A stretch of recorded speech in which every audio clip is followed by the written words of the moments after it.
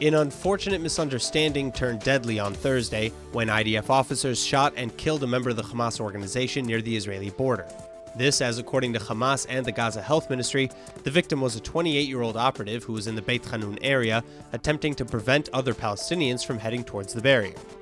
Then the IDF confirmed that an initial inquiry suggests that a Hamas restraint operative arrived in the area of the security fence because of the two Palestinians who were wandering in the area, adding that, in retrospect, it appears that the IDF troops who arrived misidentified the Hamas operative to be an armed terrorist and fired.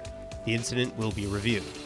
But while the Hamas military wing is now blasting Israel, adding again that Israel is failing to abide by the terms of a supposed ceasefire, Israel holds that Hamas, by the same token, never fully stopped its violent behavior. And indeed, aside from the weekly violent riots along the border, incendiary and explosive balloons also continue to stream out from the Strip, burning swaths of Israeli crops and private property. Likewise, Gazan Palestinians are regularly caught attempting to infiltrate the southern border, often intent on attacking civilians and soldiers.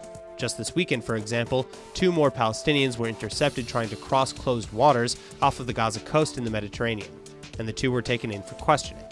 Thus, Prime Minister Netanyahu, who is gearing up for another election this September, also now detailed plans for a wide-scale military operation should tensions continue to rise as they did earlier this year when hundreds of Hamas rockets rained down on Israeli cities, a plan that includes increasing Iron Dome batteries across the south.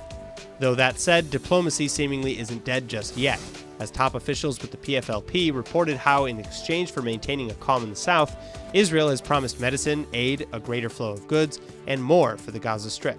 Additionally, Israel will supposedly return fishing boats that were confiscated, will compensate fishermen for their losses, and will increase permits for Palestinians to work in Israel.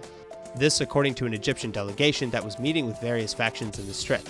Only the Palestinian Islamic Jihad terror group appeared to remain defiant after the meeting, though, warning that it was still prepared to respond to any Israeli act that harmed the resistance.